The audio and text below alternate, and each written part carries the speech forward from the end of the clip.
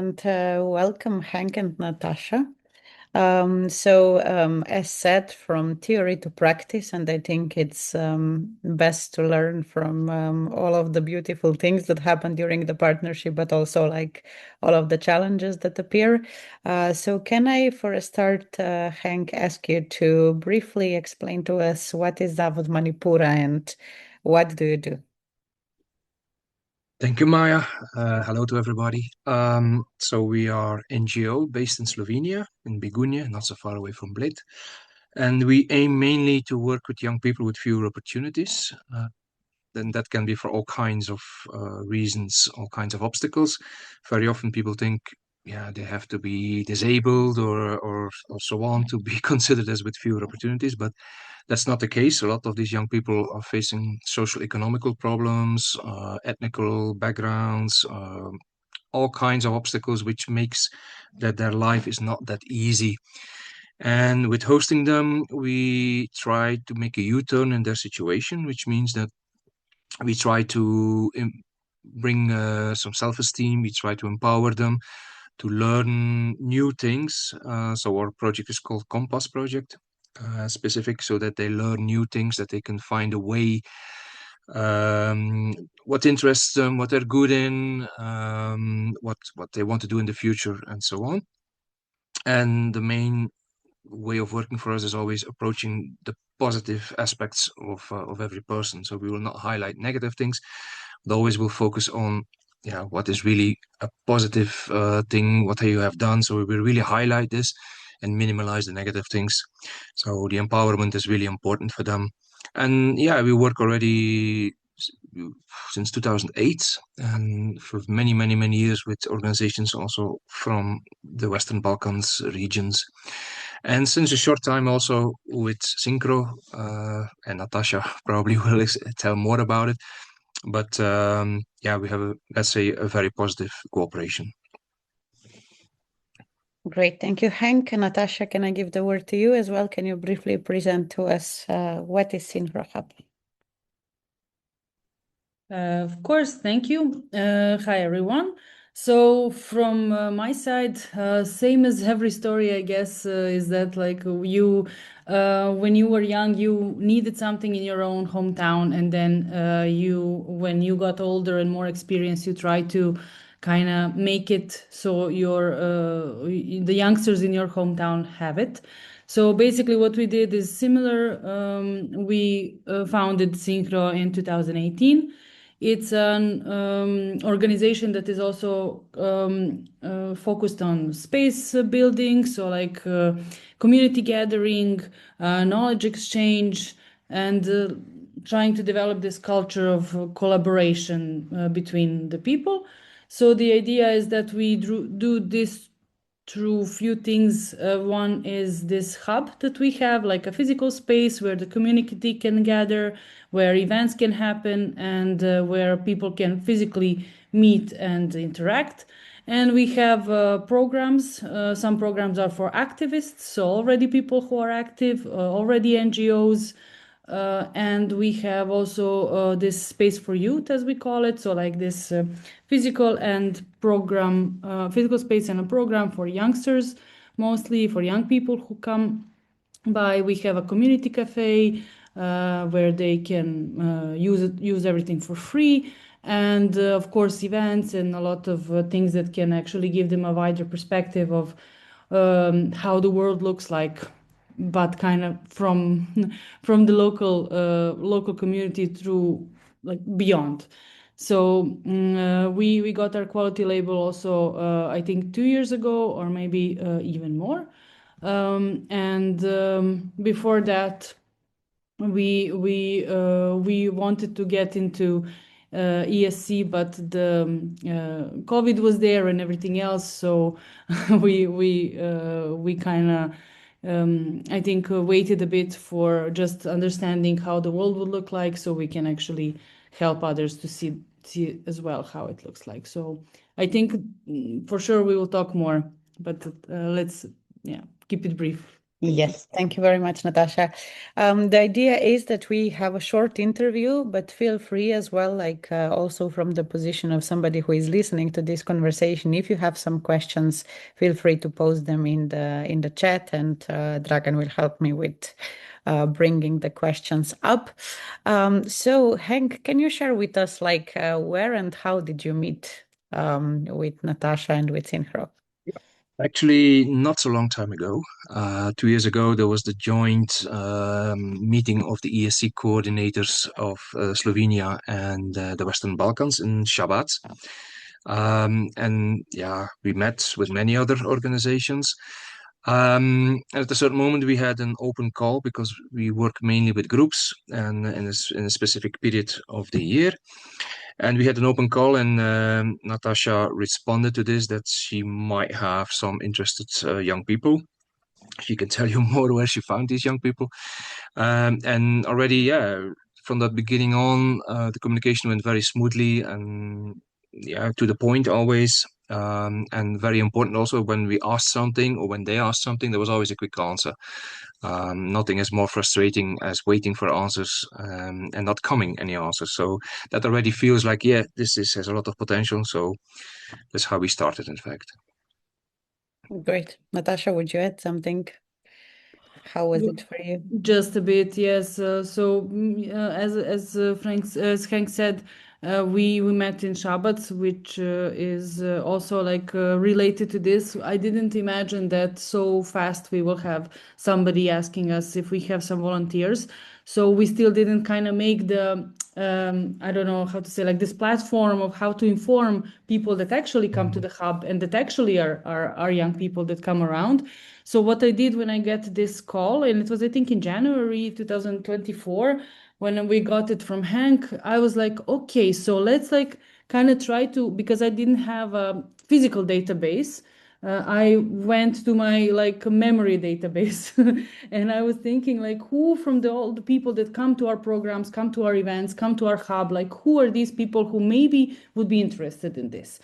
And I didn't expect that actually the only person who was interested in this was a person who I didn't really think that she would be applying. And I think like stay tuned for more, I would say, for this. Great. We know that there is quite a lot of supporting mechanisms as well. Henk, are you using the advanced planning visits as something that you do with your partners? Unfortunately not, because budget-wise it's not always so easy to do. But the good thing was that we met already physically. So we knew each other, we had seen each other. It was not an online meeting. And that made it, of course, much easier. I do agree that it would be in many cases much more appropriate that somebody comes and sees, and it's also easier to sell it to young people. But in our specific case, we didn't consider there's a need because the budgets, especially for lead organizations, are quite limited, unfortunately. And yeah, so it's always a bit challenging. What is now more affordable, investing more in the young people, or indeed going to the APV? But on the other hand, from the experience, we've done it in many other situations, and in specific, if you work with a very more difficult target group, I would definitely recommend it. Can you share as well with us something a bit about activity agreement? Like we heard from Dragan before that it's obligatory for ESC projects. Do you also establish agreement between like supporting and hosting organizations? Absolutely. It's a contract. So it's a security for both and for the volunteer. And it also makes clear from the beginning what to expect also on financial level. You can be very good friends, but in the end, if the financial numbers do not fit, then you will not stay friends for a long time. So we have to stick also to the point. And when there's a discussion, you can really always come back to you both signed, and the activity agreement is really security for both from both sides. In fact, it doesn't mean that there can't be any changes, but at least you have a frame to work in. And we think if we both agree on it, especially as people from the Western Balkans never can be lead, it shouldn't be that the organizations from the Western Balkans should be the blind followers of of the people from the program countries. So it's good to go in dialogue, to see what is possible, to talk about things, and to respect, because that's also an extreme good example of showing respect towards each other, let's say it this way. Nataša, would you maybe share with us like what to be mindful about when signing this kind of contract? Like if it was the first time for you, like what would you say to be mindful about? I think like I don't know exactly how to answer this question, but I will try anyway. I think we actually like when you read the contract as well, you understand like if this is it's like a double check of the trust that you built before. So it's like kind of when you receive the contract and when you like read all the parts, you understand what was mentioned in it, what wasn't in the previous conversation, and like what is the something that pops out or something that is missing. You can easily see it, and that's why I think like even though we didn't have the advanced planning visit, we actually had a non-formal, thanks to Salto. We met and we knew that we are like having the same ground of what the values are and what we can expect from each other. So when you go through contract, it's just like I think a very important one, but it's like just like a stamp on something that you already kind of built. So it's like just as Henk said, framework in which you work in. So I see it like that. Maybe next time, because we are also not that experienced in the sending, which is something that like I can speak to you now from this very this position that is very like new and fresh.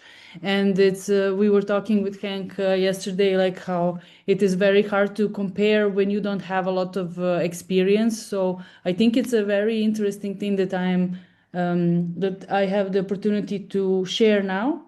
And then like maybe in 5 years it's going to be a totally different story, or maybe in 1 year.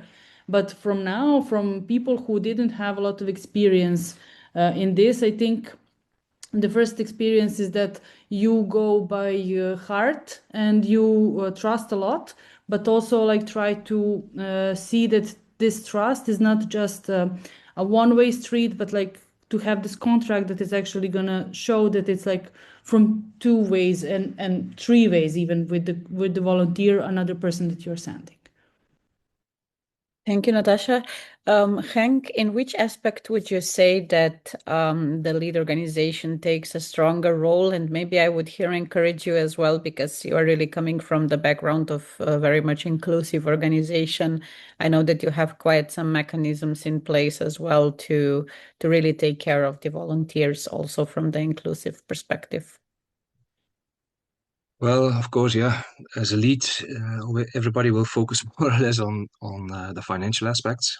It has to be sufficient for everybody who's involved, also for the volunteers, for the hosting, but especially also for the supporting.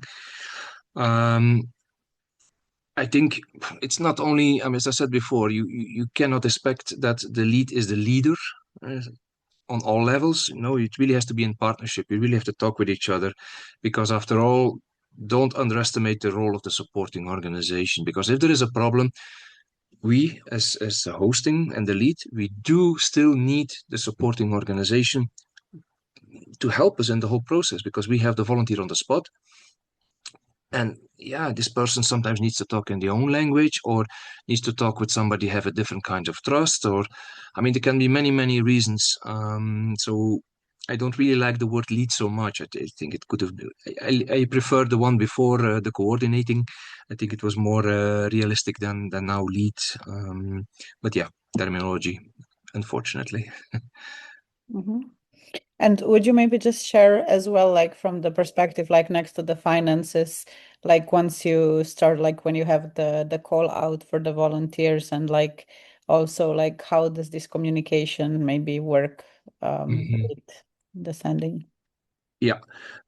So we have a big trust in the supporting organization, because after all, we're working with young people with fewer opportunities, and we do not have the capacity, or we do not even have the right to check in what sense this is.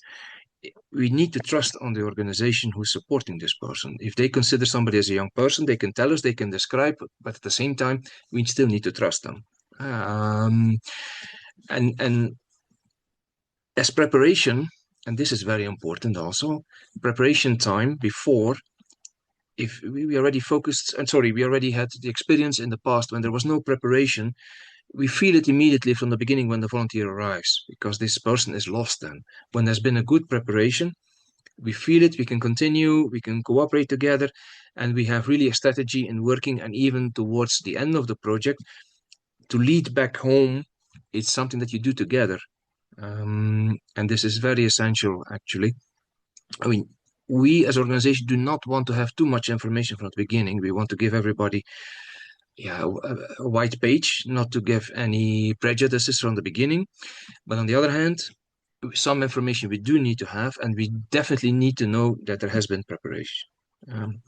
And that's also important, that we as an organization do not just give a sending allowance, but for us it's exceptional cost, because we really expect that there is more intensification in the preparation, that there really puts an effort on it, and we also want to have a report afterwards which describes what has been done, because after all, exceptional cost, you need to prove it. And I think it's very important. And a report is not just something that you just write in 2 lines. No, it also has to be a mirror of what you really did. And yeah, I mean, with Nataša, it went very well. In the past with other organizations also, but if we feel that it does not going so well, then we lose the trust. And when the trust is gone, I think the whole program is not really working the way it should be done then. Nataša, can you share with us a bit more, like you started before, that you started to think when you got the call, like who you would invite, and then another person has applied? Like, would you share as well from your side, like what to be mindful about from your aspect of organization, like where you take more responsibility?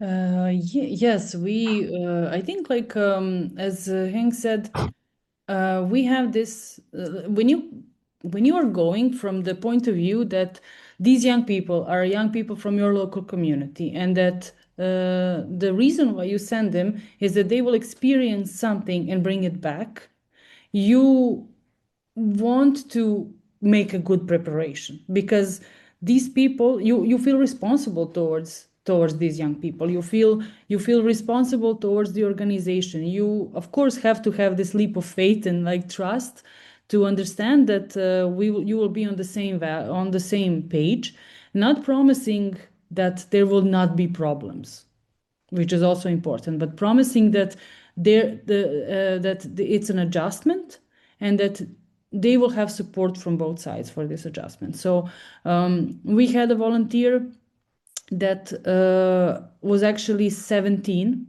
when she asked. She was 17 years old. She's going to high school, and she asked me if she can join. And I was then wanting to like understand from what are the opportunities now, like how to combine the period of volunteering with her age and everything. And actually she was turning 18 just before the starting of the volunteering in Slovenia. And she was actually on her birthday, on her 18th birthday, instead of like, partying, she was waiting on the platform to turn 18 to like click to connect. So that was like, when she told me this, I understood like how much this was actually experience for her, that she wanted to celebrate, and that she never, those are sometimes you have these people who you don't know well, and you like let them spend time and use the resources that you give to young people, but you don't know actually how much they are prepared for this. So I think this part of preparation is very important, and it has to be, even though it's like 8 weeks, some of you would say only 8 weeks, but for her it was like 8 weeks, so long for being somewhere else instead of her own home, because how can I say, like, she is not somebody who uses a lot of cultural programs, a lot of even like doesn't go out a lot. So there is like a lot of information that you would understand how actually this was a big step for her. I think it would be for everybody, but more or less preparation that goes smoothly. So not like, okay, now in a month you're going for 8 weeks, let's meet 2 times and that's it. But actually to understand that, like, to build this trust. Because for us, for me, it was important that she feels that she understands the context, she understands the rule of volunteering. She never volunteered before. To understand what are her rights and what are her tasks, and what are the rights and obligations from the organizer of the volunteering, and what are so I really try to like inform her with a lot of, like, we made really nice posters where we can talk together about like these rights and everything. And then we went through this volunteering, what it means. We did a lot of of course her mom was an issue, so like if they will let her go, so you need to meet the mom as well and to like explain to these parents that this is not something unsafe, and also not to promise that there will not be problems, but to promise that we will solve all the problems that happen. So this kind of like perspective, I would say. And another thing was also important, school. So she was an active student in high school. She is she has really good grades, and she is very like respected and really like a good student, but still not being 2 months in a school, that's really something. So she managed to actually we managed together to ask like the school if it is possible for her not to kind of not to make problems for her studying. And she actually was online with a lot of her friends that were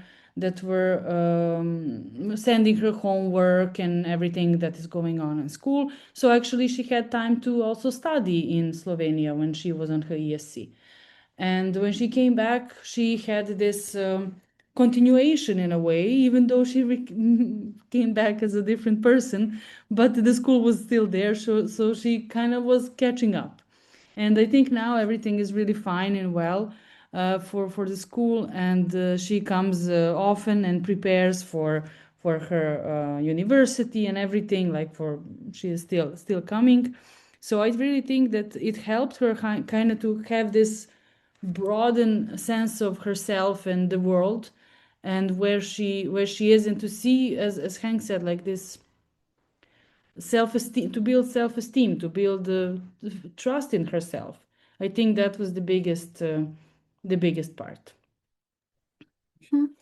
I have one last question before I also go to Arberita's question, which I think it's really interesting as well, that appeared in the chat. So thank you, Arberita, for that.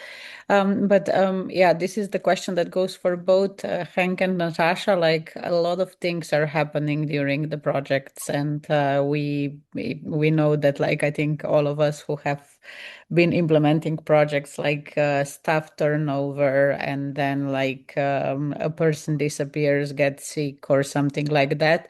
How do you handle all of these situations? Like, how can you really I think it's not a lesson in being a good partner, but like how to prevent all of these situations to happen, maybe Henk and then Nataša. If we would have the big ball in glass who predicts the future, then it would be nice to prevent everything. Unfortunately, we do not have that. Yeah, problems come and problems go, and the problem is always, and the aspect is always how to deal with it, how to find solutions. I think communication is very essential. I mean, giving space to the young people as well as to the partner organization. Talk, explain the situation, and try to look together for a solution. disappearing persons, and thanks God that has not happened too much, but it can be. But there can be a lot of conflicts. There can be a lot of problems at home. Also, this happens. There can be financial issues. There can be, I mean, whatever you can't imagine, it happens. And that's also where the learning starts. It sounds a bit easy to find this as a cliche, but it is the reality. You know, when there is a problem, that's where the learning starts. When things go too smooth, it's nice, it's a good experience. But on the other hand, it's more powerful when you learn how to deal with the issues which have been rising. And yeah, it's not always pleasant, but it's needed, so unfortunately. So don't look at it as a negative thing, look at it as an opportunity. Yeah. I mean, but the good thing is, especially with the girl which Nataša sent us, we didn't have big aspects going. But of course, when you're only 18, you have homesickness. There's the school issues, and the good thing is that the relationship with Nataša was always there. They had a talk every week, which was established as a regular base. We had our talks also, but we have a different way of talking. We don't sit officially down. We always talk during the work or during the drive. Because we have the experience, if you just do the official talking with us, very often nothing much comes out. But when you have the the unofficial talks, they're more open, they explain much more things, and yeah, the problems arise, and you can look together for solutions. I like to have the drive talks. I really like because they can't escape. You're sitting next to you, you're going somewhere to work. And then you start talking, and they don't even have to look at you. They don't have to look in your eyes. They can just talk freely. And you start with a simple thing, and bit by bit things come open. So it's kind of method that you try to use. And sometimes you have to take decisions, but the last decision really needed is that somebody stops the project. It always has to be the last decision that you have to take. But it's needed. You also have to recognize that sometimes you have no other option. We have to be realistic in that, but that's really the last solution. Yeah, with the girl Nataša sent, we didn't have much problems. She was really taking the opportunity, so that made it for us very easy. Unfortunately, as I said, people have backgrounds. They have a little backpack when they arrive, and sometimes, the backpack opens, and all the problems from the past they come with them. And we will not change what has been going wrong in the past 18 years, but at least we can try to find some answers. And this we do together, in fact. Together also with the supporting organization. And that's why the partnership is very, very important. Thank you, Henk. Nataša, would you add something? Of course, we didn't have staff turnover. Fortunately for us, we didn't have this for this time, and I think like we have another problem. It's that we have staff that we have, and we don't. We have more work on active projects than we can work on ESC, and we would really love to actually have somebody to host in a way. But sending is also very inspiring, because when they come back, they really start using the programs more, and they feel more empowered to do something. So our volunteer also did the presentation, which I was sure she will not do, and didn't want to push her, but she came and presented exactly in front of her peers what it meant to her to go on ESC. And a lot of people were very interested, and now are asking about having contact with her, so she can like peer-to-peer recommend what exactly does it mean, and like would they apply again. As for the other things, I think it is very interesting to see how actually, as Henk said, this moment where you have a volunteer that still is very young and doesn't yet have an established how to say, like introspection maybe, or like how to talk about the things she needs.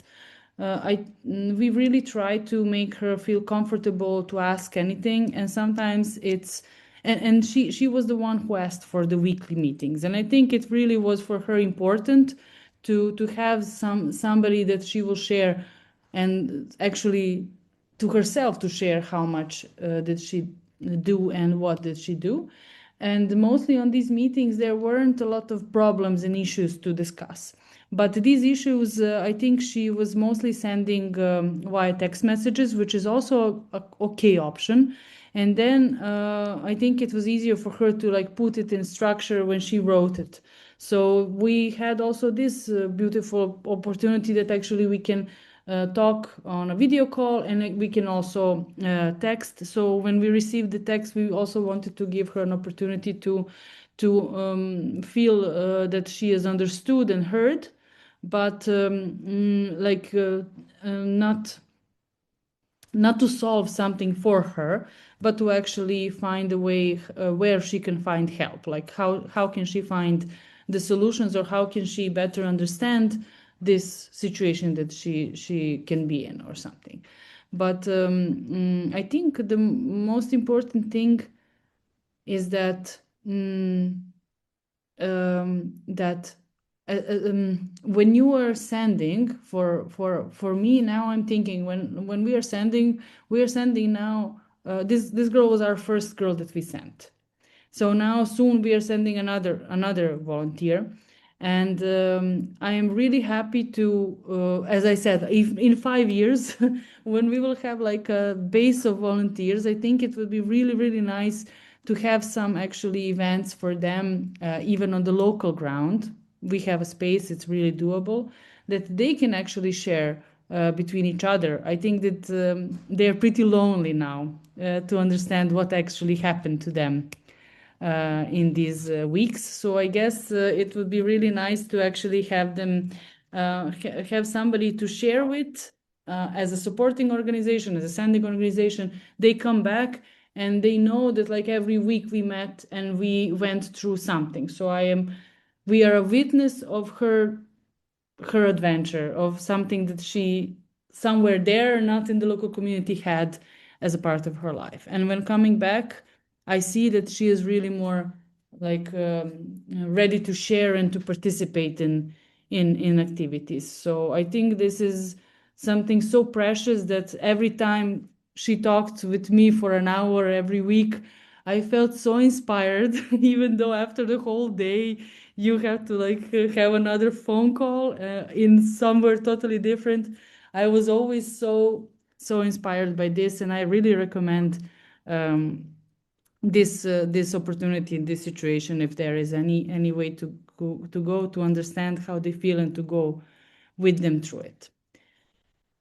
If I left out something, we can add. No, it was perfect. Thank you, Nataša. Just to add one thing, this Monday, next volunteer from SINHRO is coming to us, so it keeps on going. So, and it's also inspired because of the experience from the previous. So yeah, it tastes for more. That's great. We have 2 more questions, and I think this will be the last 2, and then we continue with the event. So basically, Arberita asked that they're in the process of obtaining the quality label, and they have potential partners as well for hosting and supporting, that they kind of have the trust to lead organization, but they would like to understand how to avoid financial problems. That she knows that there is a maximum amount for a project, but there is also a minimum amount for a project to still be implemented properly. That she would like to understand more about this financial side, so that they don't end up facing any issues. Can you share maybe, Henk, some experiences? Yeah, it's a difficult question in the sense that in the past it was very clear. It was written in the program guide what was the minimum, what was the maximum that you got as for the project and also as a supporting organization. Now it's all in agreement. Now you have to agree how much of the amount will go and what do you have to do for it. I think you have to feel a bit for yourself. I mean, we also receive sometimes long-term volunteers. For example, we had a candidate volunteer from Turkey, and the sending organization, support organization, they were lead. And they told us, let's have a fair deal. Let's divide 50-50. I said, no, that's not a fair deal because we cannot host with that amount anybody. You have to be realistic in it, you know. We all know what is the cost of living nowadays. We all know what is the cost of preparation of the work. So you need to talk with each other, need to negotiate, and you have to feel it a bit. Don't expect to become rich. If you want to do ESC, if you want to be rich, choose another job, go to a bank or whatever. Just be realistic, but it should be that the volunteer feels okay, that you as a supporting organization feels okay, and that the hosting organization also feels okay. I think that's very important. So it's very difficult to put some amounts on it, but I would say talk with it. And if you have an organization who does have experience or who has recommended by another organization or even by the national agency or by SALTO, that also helps. If it's a new organization, talk. I can only say talk and see and ask even SALTO or even ask the national agency, is this a fair amount? Do you think it's okay? I think everybody will give a very honest answer on that. Nataša? I just wanted to add, I think also, thank you for the question, because we had the same question like a year ago, I think, when we talked with other people how to, as I said, like we were sending to Henk's organization, but how to host as somebody who is not a lead organization. So what we did in the end, I also talked with a lot of people from SALTO, and the best understanding was for us that we would actually really create a budget, which is for us the minimum budget. So you check if it's about hosting or also sending, right? But you check maybe what is the let's say average apartment that you can get for how many volunteers, what is the prices that you have, what is your actual cost, and then and what is like the maximum and the minimum of that. So like how to understand is actually not to go under it, because then you will have to fund it yourself. Sorry, I got lost. To fund it by yourself, which is not the point. I think to lose something that you didn't have to give it to the from before. But like if you can understand how, if you have an apartment, what is the realistic thing? If we wondered, if we have a volunteer right now, where would we put this volunteer? Is it some good price apartment or some like on the end of the city apartment? Is that better or this better? Are the prices really that different? How much would we have to have for this, that, this? So like we kind of calculated everything, and then we started negotiating with somebody who is with other organizations who wanted to send us some volunteers, who wanted us to host from their countries. But I think another problem for us is that Serbia, for some reason, is sometimes more expensive than Slovenia or Italy. So some costs are the same or even more, which sounds really strange. So sometimes you have to like talk with people from Italy and say the realistic prices, and they're like, but these are prices for Italy, and we're like, these are prices for this little town near Belgrade. It's like that, but I would say try to be realistic and imagine if you have to write this project, if you could be a lead, how much would it be? If you're writing this project, how much really money would you need? And that is your minimum, I guess. I hope it helped. Yes. Thank you, Nataša. And maybe last question for Henk. Karim, I think, asked a very important question, that their experience is that they need to prepare volunteers for everything, that family and school does not prepare them to think like volunteers, so strong influences by peers, society, online contents, consumers, good advertisers, and so on. So how do you cope with this, that they are really ready to come to you? Depends person per person, of course, volunteer there's not one volunteer who is the same as another volunteer. But you already mentioned family. I think if you have the support of the context, and it's not only family, it's also boyfriends, girlfriends, partners, whatever. That's also essential, because if they are supported, that's one thing. If they're not supported, you will have a very difficult project, I can tell you. Then they have to fight on many, many levels, which costs energy. As Nataša said, preparing what does it mean to be a volunteer? What does it mean? Is it really living without money, or is it doing whatever you want, or you go towards your rights and responsibilities?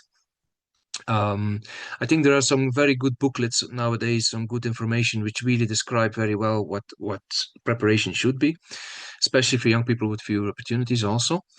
I mean, somebody who has intellectual disability, for example, and goes with a person, with a support person, needs a different kind of preparation. Somebody who has economical problems, social problems, addiction problems, whatever, it's all different. You need to try to make it tailor as much as possible, tailor-made. I think that's very important, because I don't believe in one-fits-all preparations. It's really depends on what you think is needed. And that can be for short term, but it can also be for long term. Don't underestimate the preparation for long term. It's very essential. If they go for several months, it's really an impact on a life and on the context. And I think, again, trust and be sure that you're there, that the volunteer knows in the future some things might happen, but you can always find a solution. I think that helps a lot, that they already make the step in the unknown, safe zone, or the stretch zone, whatever you're going to call it. Preparation, sometimes it can go in group, sometimes it can go in individual. As Nataša also mentioned, using former volunteers can also be very helpful. It can be very, very diverse, very wide. But I would say read a bit, think a bit, talk a bit with other people, talk with your candidate volunteer, talk with your with your hosting organization. What do they expect? Can be very diverse. I mean, somebody who's 29 years old, for example, probably does not need the same as somebody who's 18. Maybe they do. I don't dare to say. Not everybody's even mature. So you can only assume, and if you start to assume, you make a mistake. Okay. I would on that point said thank you very much to Henk and Nataša. I think a lot of very valuable experiences and information have been shared during this interview. And I think, Dragan, it's a good point to also give some word to our participants.